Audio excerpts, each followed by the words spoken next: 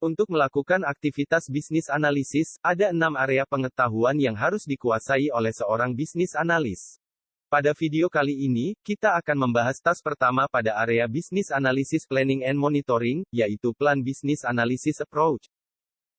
Business Analysis Approach menentukan keseluruhan metode yang akan digunakan selama aktivitas berjalan, bagaimana dan kapan aktivitas bisnis analisis dilakukan, serta hasil yang diharapkan dari aktivitas ini. Perlu dipahami, jika sudah ada standard approach di suatu perusahaan, maka metode tersebut yang akan digunakan. Tetapi, jika belum ada, maka harus disepakati bersama stakeholder yang terlibat. Input informasi yang perlu dipertimbangkan untuk menentukan pendekatan atau metode ini adalah kebutuhan atau requirement yang mendasari diadakannya proyek tersebut. Untuk memastikan nilai yang dihasilkan maksimal, perlu dipilih metode yang akan digunakan, yaitu prediktif atau adaptif. Pada metode prediktif, desain solusi didefinisikan sebelum implementasi untuk memaksimalkan kontrol dan mengurangi resiko.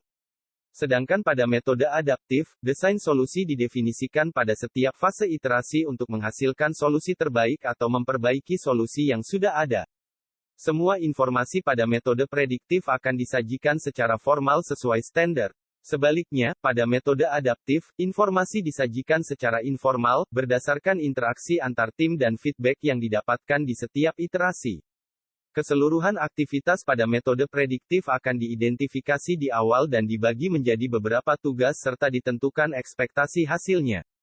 Spesifik tugas akan dijalankan di setiap tahapan fase. Sedangkan pada metode prediktif, aktivitas dibagi di setiap iterasi beserta ekspektasi hasilnya, baru kemudian dipecah menjadi beberapa tugas. Aktivitas dan tugas tersebut dilakukan berulang di setiap iterasi.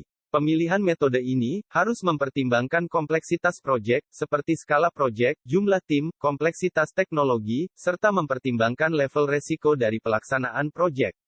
Metode yang dipilih harus direview dan disepakati oleh key stakeholder yang terlibat. Agar tidak terjadi kesalahan dalam pemilihan metode pendekatan proses bisnis analisis, dan hasilnya sesuai harapan, maka diperlukan pedoman yang berisi instruksi dan deskripsi tentang bagaimana dan mengapa melakukan sebuah tugas, serta diperlukan peralatan untuk melakukan tugas tersebut. Pedoman yang pertama adalah Business Analysis Performance Assessment, yaitu berupa hasil asesmen aktivitas bisnis analisis yang pernah dilakukan sebelumnya, untuk referensi dan pembelajaran. Pedoman yang kedua adalah Business Policy yang digunakan untuk dasar pembuatan keputusan pada sebuah perusahaan. Business Policy dapat berupa regulasi, kontrak, persetujuan, garansi, sertifikasi dan dokumen legal lainnya. Sedangkan alat yang bisa digunakan yang pertama adalah penilaian dari pakar untuk membantu pemilihan metode yang benar. Alat yang kedua adalah metodologi dan framework yang digunakan sebagai standar penentuan aktivitas. Alat yang terakhir adalah Stakeholder Engagement Approach. Alat ini akan dijelaskan secara detail di video berikutnya. Teknik yang bisa digunakan antara lain: brainstorming, untuk menidentifikasi aktivitas dan resiko. Interview, jika hanya melibatkan individu atau tim kecil. Survei, seperti brainstorming dengan jumlah partisipan banyak dan menyebar. Workshop, untuk membuat detail perencanaan. Dokumen analisis, untuk mengecek regulasi dan riwayat proyek lainnya.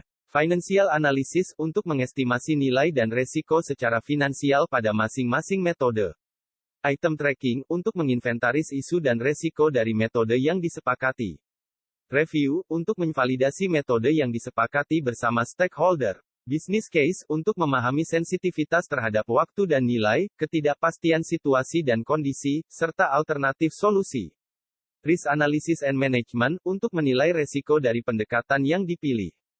Lesson Learned, untuk membandingkan dengan pengalaman di proyek serupa. Estimation, untuk memprediksi durasi bisnis analisis. Proses Modeling, untuk mendokumentasikan detail metode yang disepakati. Functional Decomposition, untuk memilah bagian aktivitas yang kompleks agar lebih mudah dipahami. Serta Scope Modeling, untuk menentukan skop solusi sebagai bagian dari perencanaan dan estimasi. Stakeholder yang harus dilibatkan adalah project sponsor, project manager, domain subject matter expert, dan kemungkinan juga melibatkan pihak regulator. Output dari tahap ini adalah metode pendekatan bisnis analisis dan aktivitas yang disepakati, termasuk diantaranya, siapa yang akan melakukan, waktu dan urutan pekerjaan, serta hasil yang ditargetkan.